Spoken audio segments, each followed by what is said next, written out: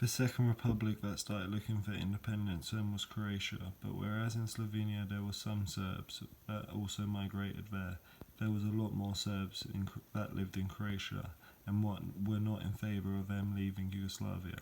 Serbia at the time wanted to keep all the states together and try to rebuild what they had. Tensions then arose even more when Croatia started to gain independence between the Serbs and Croats. The Serbs that lived in Croatia did not accept the independence and armed themselves to fight back against the Croats to stop what happened during the Second World War, where the Croats were allies with Germany and held numerous concentration camps like Auschwitz, filled with Serbian Orthodox Christians, Muslims and Roman Gypsies, where over 700,000 people were gassed. This is just in one camp called Jasenovac, and there was many more across the country, that is just one camp. The Serbians then formed their own territory, called it Krajina, which ended up in a bloody war between the Serbs and Croats, and a lot of atrocity was caused from both sides. This war lasted for about 3 years.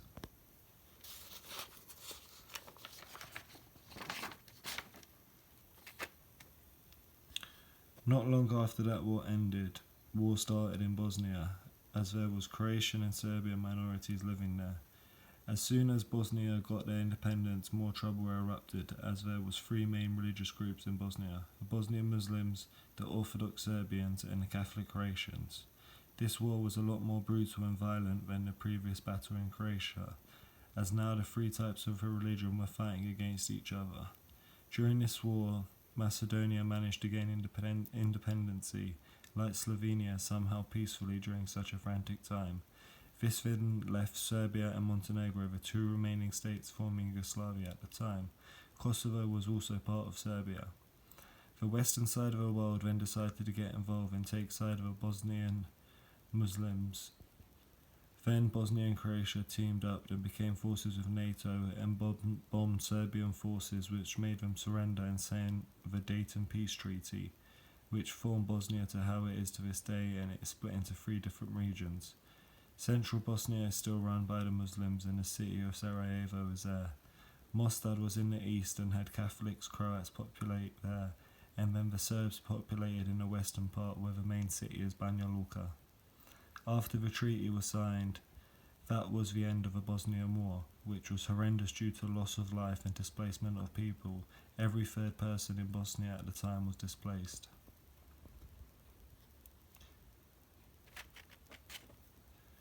Few years of peace followed the end of the Bosnian War until the rise of Albanians in Kosovo, which at the time was part of Serbia. For Serbia at the time, Kosovo was a holy land to Christian Orthodox people. There was a number of monasteries and churches. Kosovo was seen to Serbs almost how Jerusalem is to Jews and how Mecca is to Muslims. Soon after, another bloody war happened, as the Serbians tried to protect their land and churches and monasteries, which were being destroyed by the Albanian Muslims trying to take over Kosovo. By this time, Serbia did not have the best interests of the media, and a lot was being portrayed against them. For example, there was a picture in a leading British newspaper of a mourning Serbian woman who had her head wrapped up and wore all black when someone in their family dies for a month. This is almost a tradition. She was walking with her child, who clearly had on a hat with a Serbian flag on it, but the British media headlined it "Muslim woman being forced out by Serbian army." This is just one example of the many that the media always try to portray Serbia as a bad country. Throughout the 90s, Slobodan Milosevic was a central figure and then president of Yugoslavia to a lot of people. He was seen as the start of a lot of problems and almost seen as a dictator by some. People started to see Milosevic was corrupt when he started to rig elections to stay in power, and went as far as killing and imprisoning other political candidates who he saw as a threat. At the time, all of the Western leaders wanted him to step down, but Milosevic would not step down from power. NATO then got involved once again and bombed Serbia and Montenegro for 72 straight and destroyed specific resources which states needed to be resourceful. Finally, after the 72 days, a peace treaty was signed in 1999. Kosovo then declared independency and got recognised by some states, but still to this day, some do not recognise them as their own states, two of them countries being Serbia and Montenegro. To this day, they are still trying to be recognised as their own separate state and have been accepted by a lot more countries, but not by every.